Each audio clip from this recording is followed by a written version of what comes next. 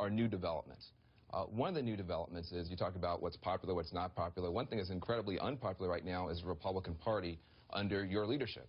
You came to this town within a year. You've become the most prominent Republican in this town, and we now have polling data that shows Republican Party less popular than it's ever been in the history of the party, which is shocking.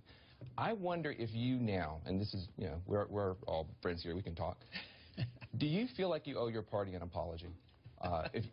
Listen, you had people who believed in you. They believed that you were going to somehow be able to defund Obamacare. They believed that this strategy of shutdown might have a chance. They followed you into a ditch, and now there's obviously no chance that Obamacare is going to be defunded, and we're on the brink of a horrific default.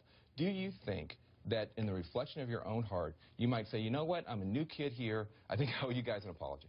You know, Van, I know you desperately want to change the topic from Obamacare. And it is striking that... hold on, let me answer your question. From the default, the destruction of the world economy? Van, let me answer your question. Listen, Democrats in this town do not want to discuss Obamacare. Why? Because it isn't working. We saw this week President Obama's approval ratings are at 37%, the lowest it has ever been. The Wall Street Journal poll just came out. And Democrats have the lowest support among the middle class they've had in 40 years of polling. Why is it? And why is it? And it's for two reasons.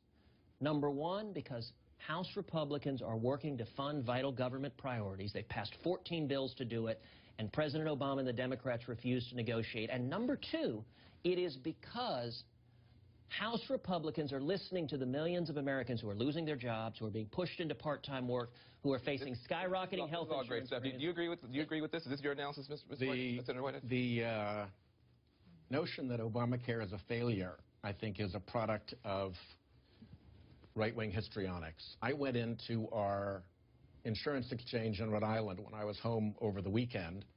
There was a family at the front desk. They had been in earlier to get waited on and to get served, and they were so happy with the way they were treated that they were now coming back. They brought in 2 big tubs of Dunkin' Donuts coffee and stacks of donuts for everybody. The report from Christy Ferguson, who's running it, is that people are hugging their employees when they find out what the options are. The idea that CMS, that's a pretty anecdotal story, CMS has adjusted the long-term 2010 to 2020 costs for Medicare and Medicaid down by $1.2 trillion from the 2010 estimates to 2013. You got to believe that Obamacare has something to do with those huge savings.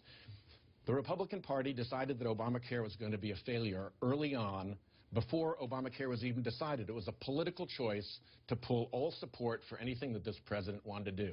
Now they have to live, so they have to maintain that storyline. But I have to tell you, Senator Cruz, I don't see it at home. I don't believe it. And I think if you know anybody who had a child, say, with a pre-existing condition, who was trapped in their job for the rest of their lives because they could never move because no other insurer would ever cover for them, or the child who went beyond the cap, and the parents had to sell their house in order to pay for the continued cancer treatment because they'd blown through the cap.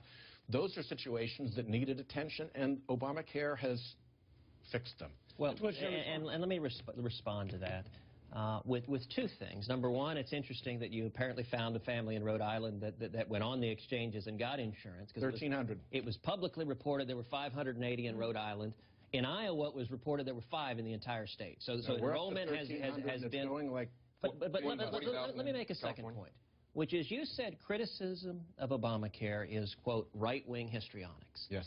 And I'm curious if you think it was right-wing histrionics when James Hoffa, the president of the Teamsters, said that Obamacare is destroying the health care of millions of hardworking men and women in this country. I have heard that Mr. Hoffa has said that you're using that quote is inappropriate and out of context. Okay. So well, then hold on. The nice thing about Crossfire, we can have some back and forth. We're going to come back to this in a minute. I'm not Mr. Hoffa. We have to take a break.